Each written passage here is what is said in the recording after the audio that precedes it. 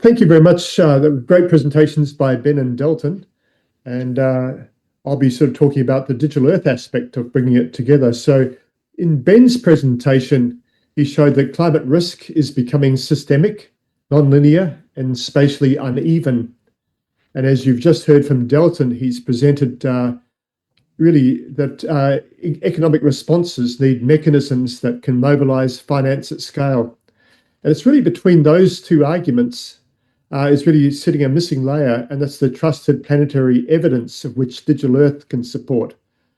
And so it's looking at the economic ambitions are not enough if the evidence base is weak, contested, or disconnected from place. And so, as you know, digital Earth provides that setting in which climate risk, value, rights, and verifications can be connected together. And this is really what Framework 6 is about, is it's concerned with the pathway from evidence to legitimate value. And it's the bridge between climate risk and regenerative economics, and that it's not rhetoric, it is trusted, governed, and spatial evidence. So with the digital Earth, we've been having a lot of debate around digital Earth all the time about sort of the vision where it's going through. And in the latest incarnation of these developments, we're thinking about almost like a dodecahedron. So 12 frameworks that look into a digital Earth and see it from different perspectives. So digital Earth as a cyber physical infrastructure, digital Earth as a complex adaptive system, or a whole lot of other ones that are there. So it's more than a map, it's more than a spinning globe of Al Gore's sort of talk, it's more than a platform. And it's these different things together. So without bringing in sort of religious analogies, it's a bit like in Christianity, talk about God the Father, God the Son, and God the Holy Spirit.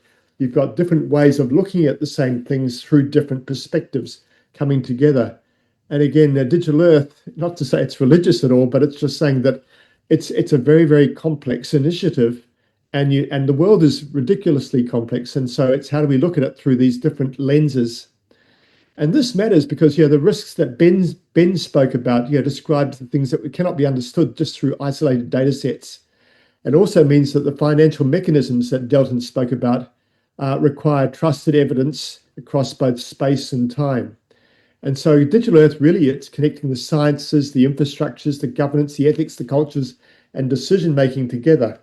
And this is where Framework 6 is one of those lenses that looks into it. If we look at sort of what all those different lenses are, we've got 12 of them. It's an arbitrary number. It's not like it's not like the 10 Commandments. It could be whatever number. But we've got some of those lenses are foundational systems. Some of them are enabling infrastructures, and some of them are human-centric applications. And so we've got, the assumption that digital Earth is a dynamic, complex, adaptive system is reasonable because the world it's modeling is that. It's about these digital twins and digital threads and things like that. This is the cyber physical. It's about having this nervous system for the world with sensors and things like that and perception. It's like our super sense for our survival through an Anthropocene. And we've got these other different sort of things that go through. We've got to make sure that digital Earth is sustainable. So we can't be having sort of, big data centers that are demanding, lots of water and other things that make it unsustainable. And we've got to look at sort of all these different aspects that come together, but also trust is importance. But the one we're talking about today is number 6, so the value exchange infrastructure. And so we've got others, but they'll all take a long conversation to discuss each one of those. Now, what we've done is, and I believe this is on the website, the ISDE website, but we've got these 12 frameworks, and these are some beautiful diagrams that Kevin Finn has put together. And again, sort of looking at these different frameworks and looking at sort of the different layers of those. I'm not going to go into great detail with that, but that information is available for you to download if you want it from the ISDE website. So we come back to the question at the heart of Framework 6. And so it's really looking at how societies recognize value and when value is ecological, spatial, cultural, preventative, or shared. And so some value can be priced, but not all values should be monetarized. Some value is better recognized through awards, disclosures, procurement rules, or public investment. And some value should be protected from exchange altogether. And so these are things to be thinking about with the digital Earth moving forward. It is also important when dealing with Indigenous cultures and knowledge and biodiversity and public trust and cultural memory of where this fits. And so the framework 6 really frames the conditions under which this evidence can provide legitimate value. And it helps prevent the mistake of assuming that the only real value is the value already visible in the markets. And one of the things, there is the evidence to value gap. And so seeing something isn't the same as recognizing its value. We can see artwork and other things like that, and we don't necessarily recognize the value of that. And similarly with respect to all these different sort of systems in nature and things like that. So satellites and sensors and digital twins and AI models can expand on what we perceive as humans, but the evidence becomes useful only when it is trusted, governed, and decision ready. And this is directly relevant to what Delton was talking about with the XCR that he's just spoken to with his proposal, because any reward system depends on baselines, monitoring, verification, and trust. It is also relevant to what Ben's climate risk argument has been, because nonlinear risk must be made visible before it can shape policy or investment. So institutions often fail to recognize ecological, cultural, and preventative value. And again, Framework 6 is defining the pathway or the lens to that pathway for evidence to make value legitimate, and which is why we're sort of putting this as now as part of critical infrastructure, or putting this pathway as a critical infrastructure. But it's also like sort of seeing icebergs and things like that. There's it's not the it's what we do not value still has consequences. So what's hidden from you and what's there. So it's looking at regulations, accounts, procurement rules often miss cultural value or local knowledge or ecological functions and avoided harm. And these emissions do not remove the cost, but they transfer it to communities, public budgets, insurers, future generations as well. And Kate Crawford, who's on this call, has made some very good points on this matter, and looking at how different cultures work with different institutions have often ignored the consequences over time. And Ben's presentation showed this at a planetary scale through tipping points with the heavy-tailed risks. And so, Framework 6 really helps us to look at the blind spots and make them explicit so value can be priced, rewarded, protected, and deliberately kept outside of the exchange. The concept of geoveracity is something that we use when we're talking about Framework 6, and it's really like, with spatial information has a special property as you get more and more layers laid on, and you can actually improve the trustworthiness of the data because you're building up these biographies of places, which is a concept that Kevin Finn talks about. And we're building these biographies of places over time and space with Digital Earth. And so this includes building up the accuracy, the currency, the provenance, the uncertainty, and semantic clarity for the fitness of purpose. And so no value claim is stronger than the evidence upon which it rests. And if a carbon reward insurance adjustment or a resilience investment depends on spatial evidence, that evidence must be trusted.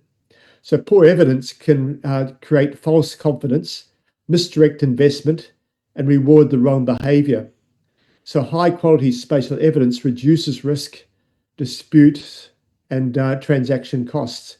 And therefore a mature digital Earth, based upon mature twins, if you like, and threads, should reward not only new data, but the maintenance, the validation, the correction, and the responsible usage of trusted evidence.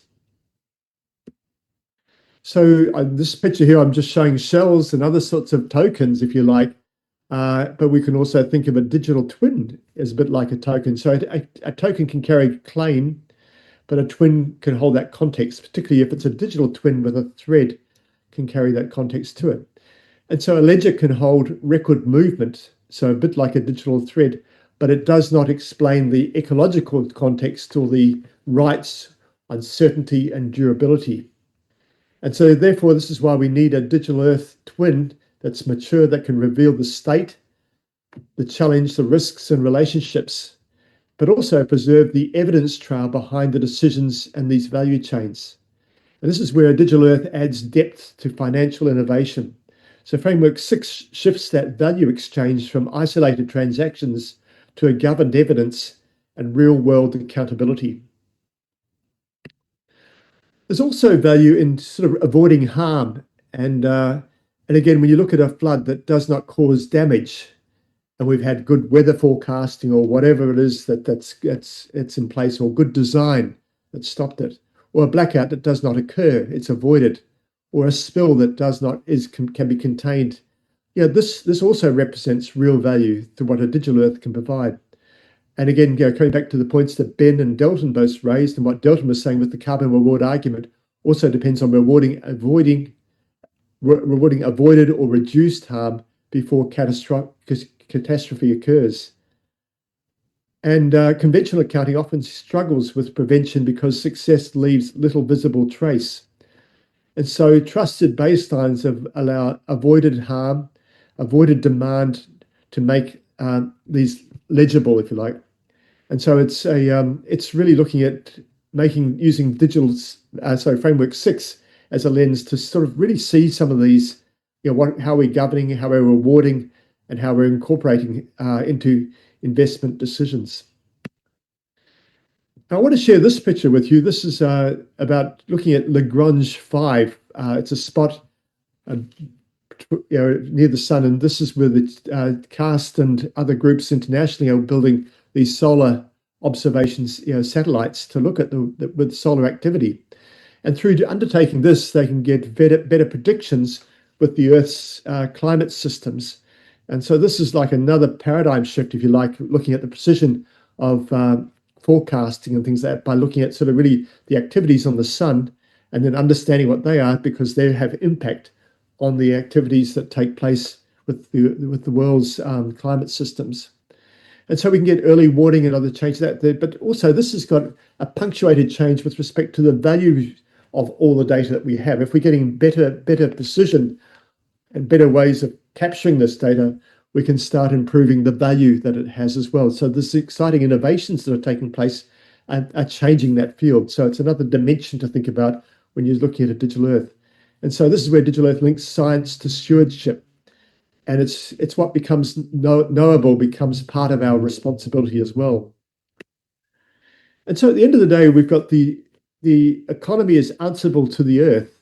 It's not the Earth is answerable to our economy. And the closing proposition is that long-term prosperity depends on Earth systems.